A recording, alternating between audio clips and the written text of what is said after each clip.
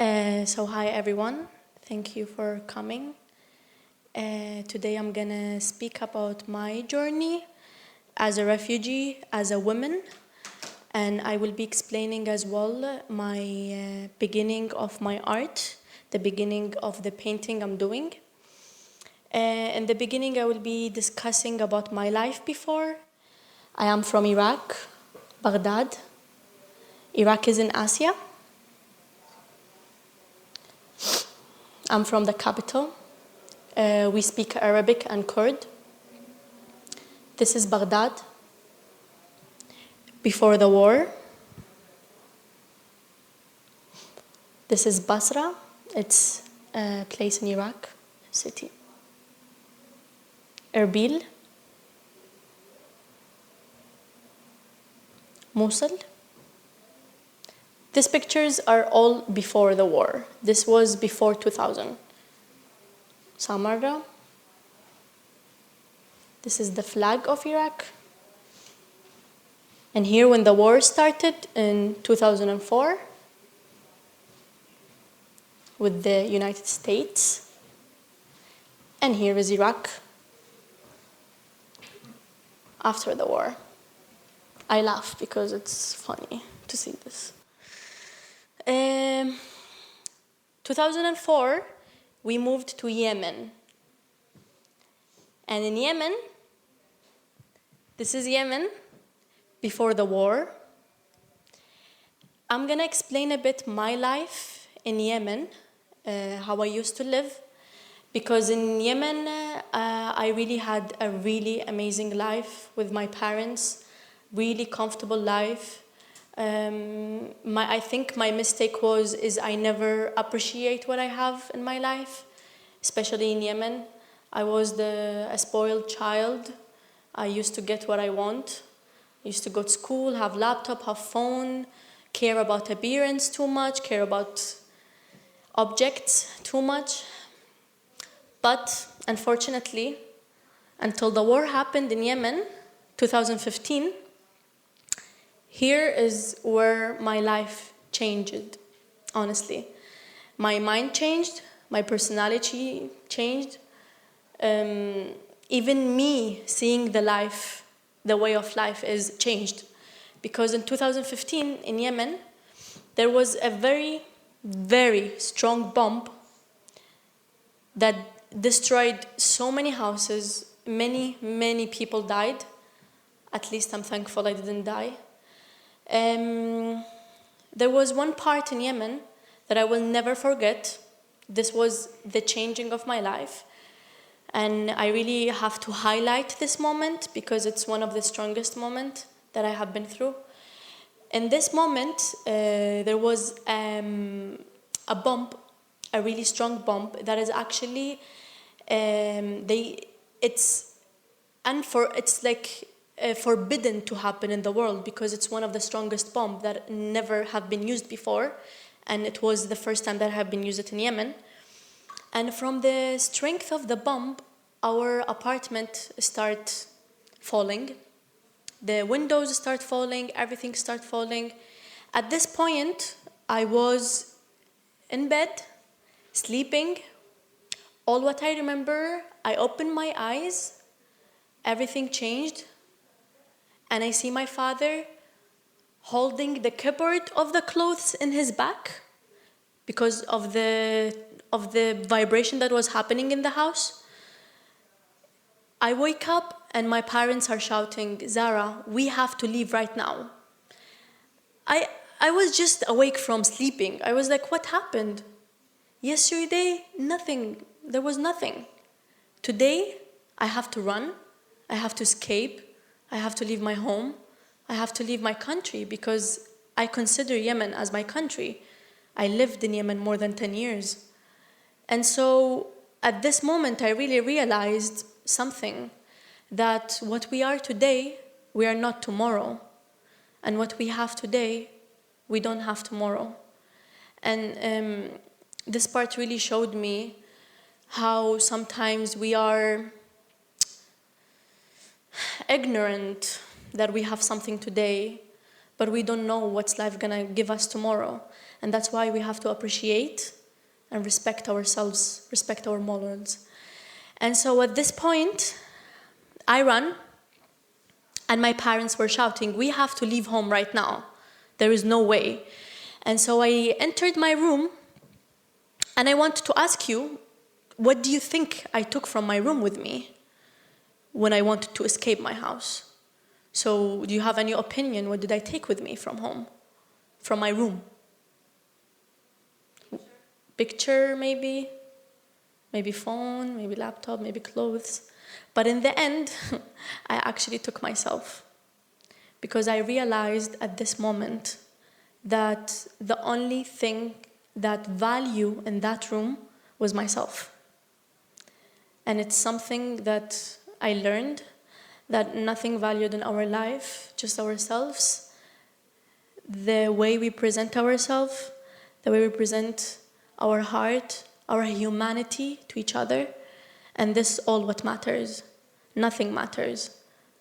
Not clothes will define us, not country will define us, not money will define us, not even family will define us. We will define ourselves. And so at this moment, we escaped home. We went to another place, and we went back to Iraq, 2015. We went back to Iraq. We lived in Iraq just for 1 year. And this year in Iraq, it was not, there was no war, but it was not safe. Because when I was in a school, there was smugglers or people who start taking girls in order to have money from the families. And my parents are really protective. Well, my culture overall is a really protective culture towards women. And women should be protected, women should be clean, women should be something that everyone should take care of. And so we decided to leave Iraq. At this moment in my life, in Iraq, I was with my parents. I had 2 sisters, both married. And I had 2 brothers who have been in Sweden since many years. They study there, and so we decided to go to Sweden to complete our lives there. And so we left Iraq. My mother, my sister, her husband, 2 kids. Who stayed in Iraq? My father and my other sister. My sister stayed because she was pregnant, and my father stayed because he has a kidney stone illness, and he couldn't walk a lot, and we know that we will walk a lot. We went to Turkey. We stayed in Turkey couple of 2 months, more or less. Here, the journey started as a refugee, because in Turkey, we have to speak with a smuggler, give him a money, and tell him we want to escape, to go to Europe. And so we have to go first to Greece, because Greece is the door to Europe. From Greece, we can escape to Sweden, to every place we want, illegally, with buses, trains, walking. People would be arrested, some people would be beaten. It's a lot of risk. But we took the risk.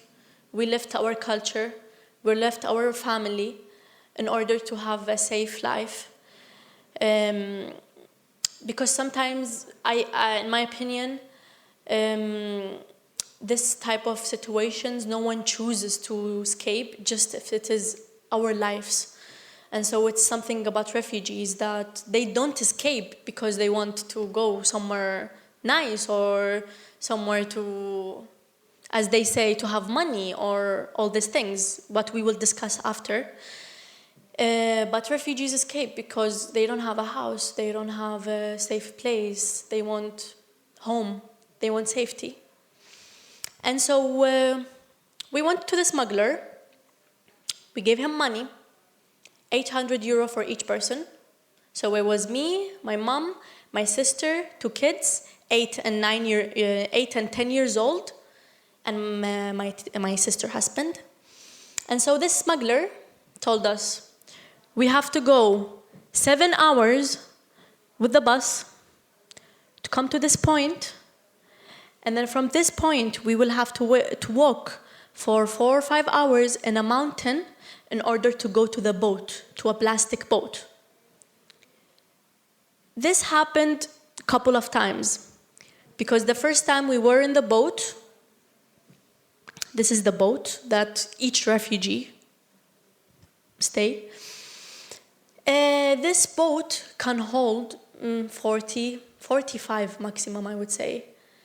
But we were almost 80, with no kids, with no bags.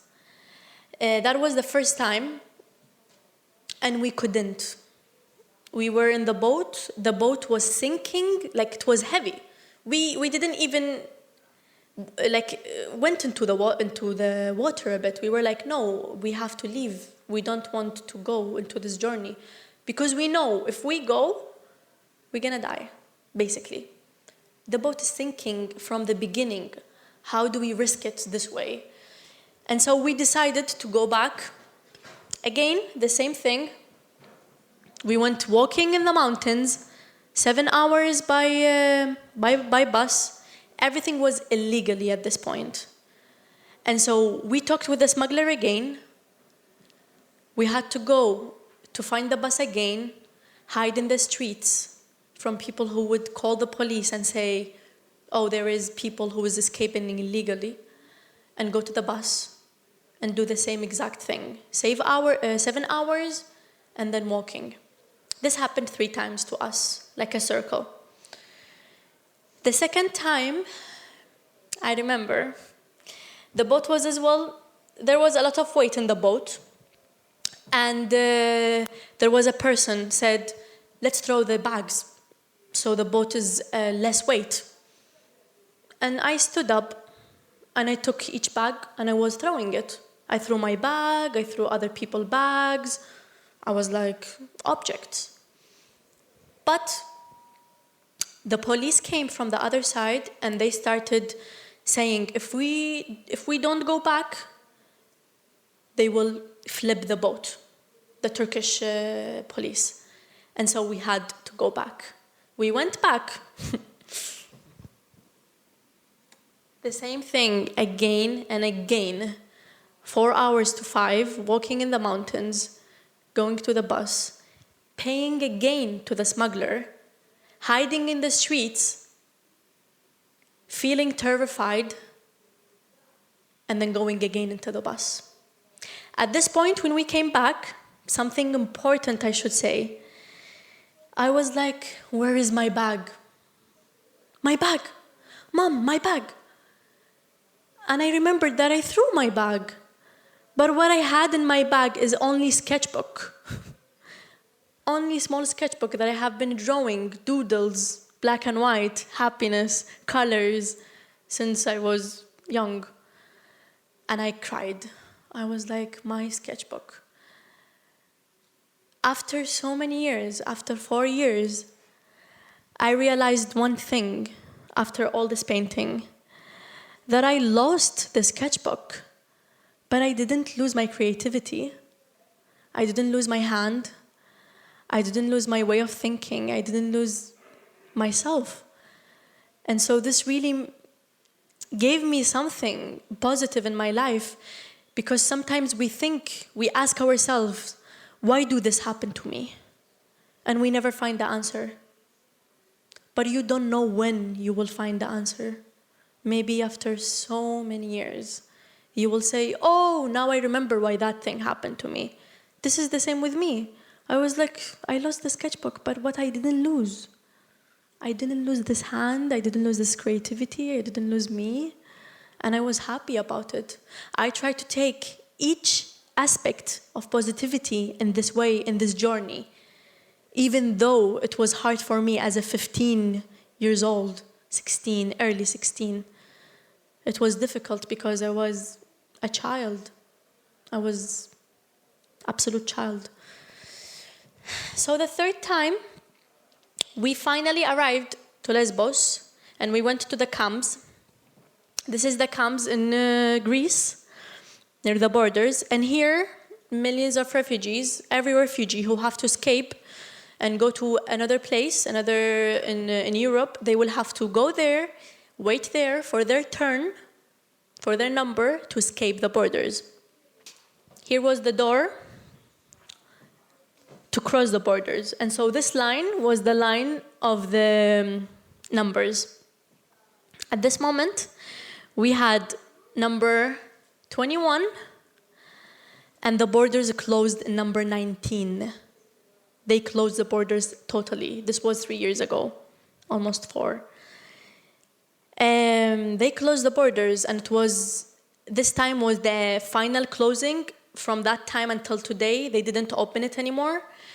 When they closed the borders, we were broken, honestly, because we didn't know what we're gonna do. We didn't know which way we're gonna go.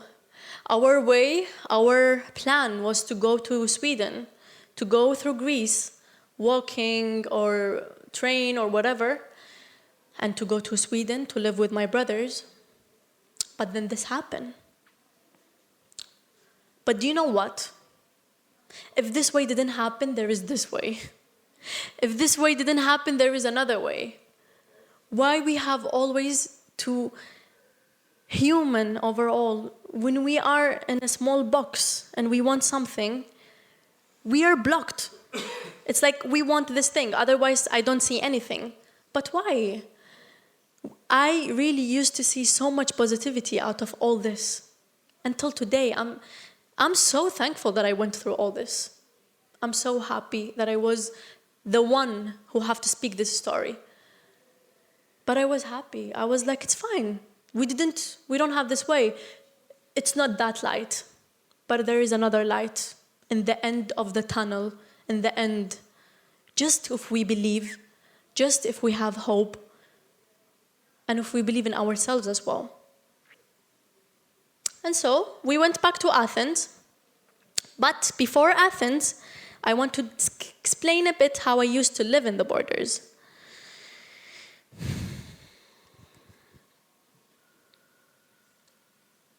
This is the tents that each refugee have to sleep. By the way, these tents, we were buying them in the borders. So people who had no money, they would literally just sleep like this. In the winter, in the summer, because it was with money, unfortunately. Which I respect. Maybe people really need to have money. But sometimes I really feel they use people who are really in need. Like, okay, they're there, they really need a tent, they need a house. The tent was my house. The tent was my protection. So this is something disappointing, that people go there to use the weaknesses of other people, the weaknesses of people who actually don't have nothing, just themselves. And that does not mean all refugees are poor. No, all refugees lost their lives, lost their careers, lost their house, and more, lost their families.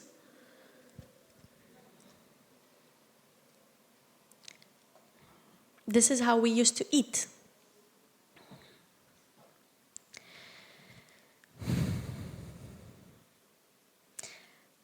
I was so happy taking this piece of bread every day at 6 a.m. in the morning. Each family had to take this piece of bread, waiting in a long line from 5 a.m. to take this piece of bread. But when I used to take this piece of bread, I was like, whoa, Mom, look what do I have. Look what did I bring. And this made me appreciate. It made me change. Because sometimes now in our lives, we say, we don't want this food. We don't want this. I don't want another one. I want something else. I want that. I want this. But this piece of bread was happiness for all the people there. It's just bread with no even water. But I was the happiest person ever to take this piece of bread. And so really, I'm here to share these things because I really want people to understand that you don't need to go through these things to appreciate things. I never appreciated. Maybe I was chosen to go through these things to appreciate. because I never appreciated before. I was complaining all the time, a spoiled child. And then when this happened to me, I changed. And I'm so thankful. I'm so happy that I went through this for 4 months in the borders, with no food almost, with even no shower, with nothing, with just myself and my family. But maybe it was the happiest moment of my life, because nothing defined me. I defined myself as a person. I defined my humanity, my happiness there. I was volunteering, translating for people in the borders, going to some places, doing fire, singing in the night with a guitar with people. All these things made me realize that happiness is not money. Happiness is not clothes. Happiness is not to live in a big house. Happiness is not this. I used to live in a tent, and yet I was happy. I was happy. It was difficult, but I was really happy. And so we went to Greece and in Athens, after closing the borders into Athens. And then in Athens, we talked with organizations, and this organization had a program in 2016, and the program called Relocation Program. This program basically is a legal program that used to be for refugees in Greece, and we literally have to go, Yeah, a relocation program. We go, we speak our story to these people, and then they take our file, send it through Europe, and then one country chooses us. And so after being in Greece, I was in Greece for 11 months, and my sister was there for 6-7 months, because they called her first from the French embassy. And they were like, hi, you're accepted to come to France, you and your family, 2 kids and 1 husband, to live in France. And so my sister left, and me and my mother, we stayed in Greece with a shared apartment with families. But of course, when we went into Athens, we slept in so many places. I mean, it was a huge journey until we found an apartment with people to share. But what I want to share something here, that in that time, I used to be a volunteer in an organization to help refugees. It's a humanitarian organization with so many things, with food, to put them in the program, give them clothes. I used to go with them to the hospital, translate to them.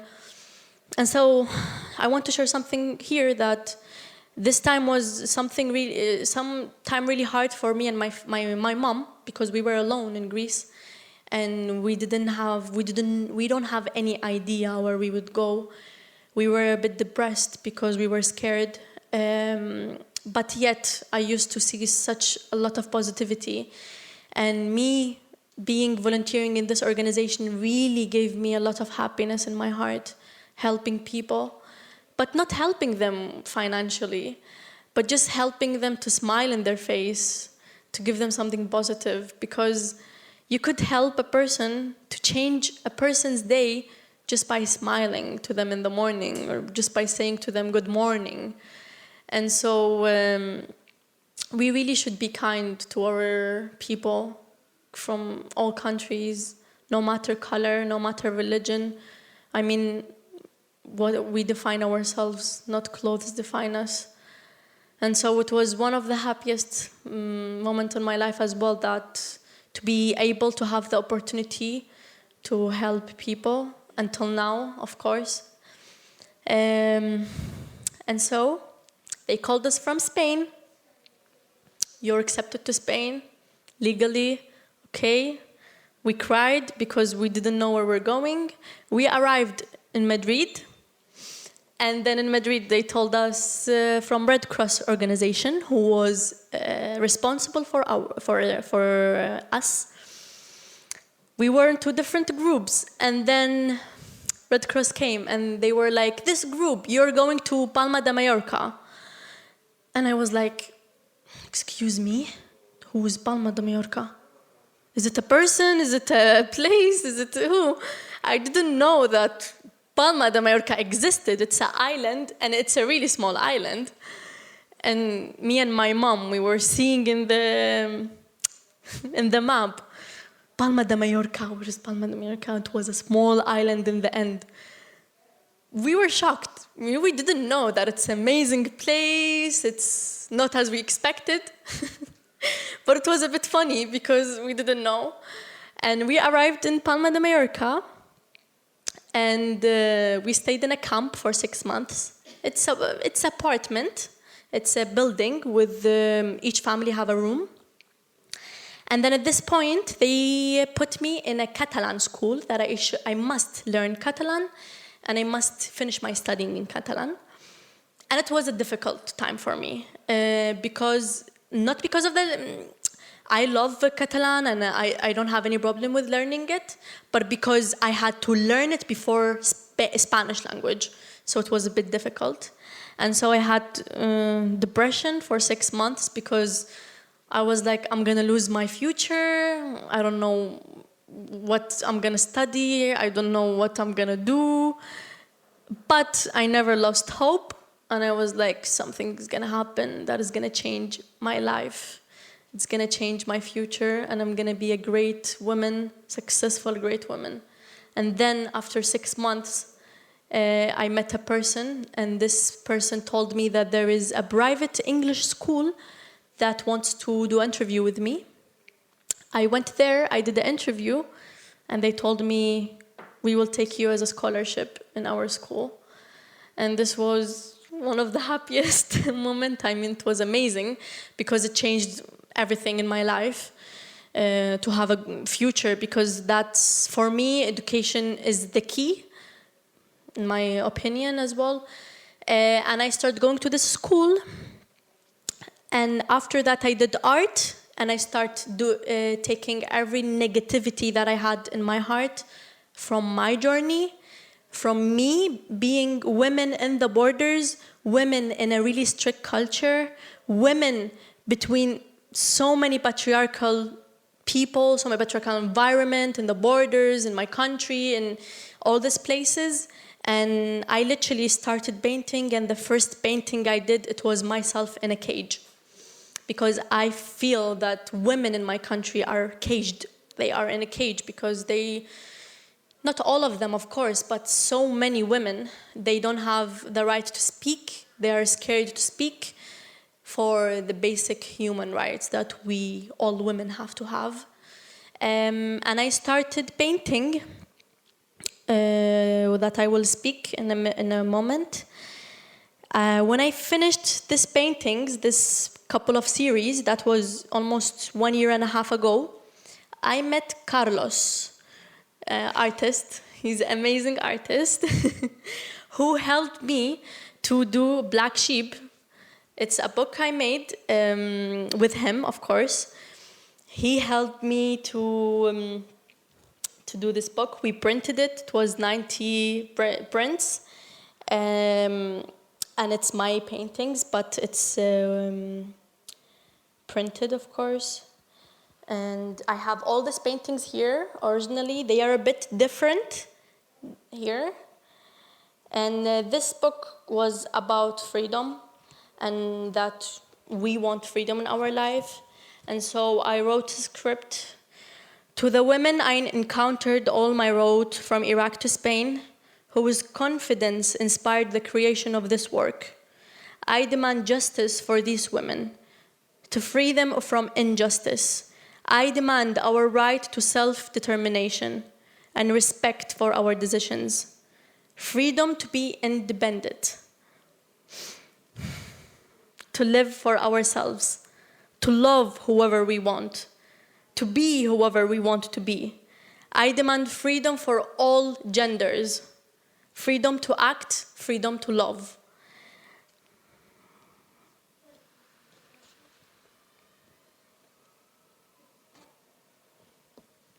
And of course, in the end, the white, bright future, successful, with hope and happiness.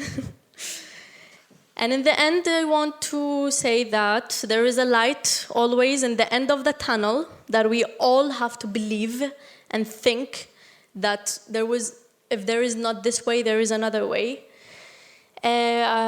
Before I end it, I would like, if you guys want, to come and see the paintings more closely. And I will be explaining each painting, what I mean by it. So if you can come here and see the painting more close up, that I can explain to you each painting. And now we can turn on the lights, if it is possible, please. This painting, Going Out, is as well a hope because the cages are not yet opened, all, but it is going to open, hopefully. The reason I do this type of eyes, because there is 3 things. First is you could understand people from eye language, and I believe so much in eye language. I mean, I could have the sensation of what people think of me when I see their eyes. So I don't like someone to read me. I don't like someone to know what I mean exactly. Everyone has his own interpretation, and I like people to communicate with my painting as their own problems, because everyone could have something else when they see these paintings. Something else is sometimes we could be blinded by the things we have in life. Sometimes we don't know which way to choose, which way to go. Sometimes we want to go into a door, but then something forces us to go into a box, a forest, patriarchal, anything. You could understand wherever you want to understand. It's an open interpretation. And this woman is inside the cage, vomiting blood from pain, that she couldn't choose to go into the door. They forced her to go into the box. I guess this as well inspired from my journey as a refugee, because we didn't choose to come here. We didn't choose to escape our country.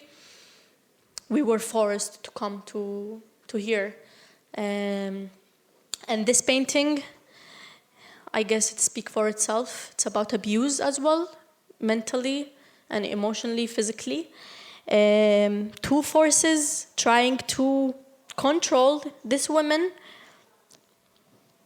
and this woman is trying to put them back and to stand up for herself. Yes, thank you. And if you have any question, please, I'm so open. We will have a great discussion. Yes, thank you for listening to me all. Thank you.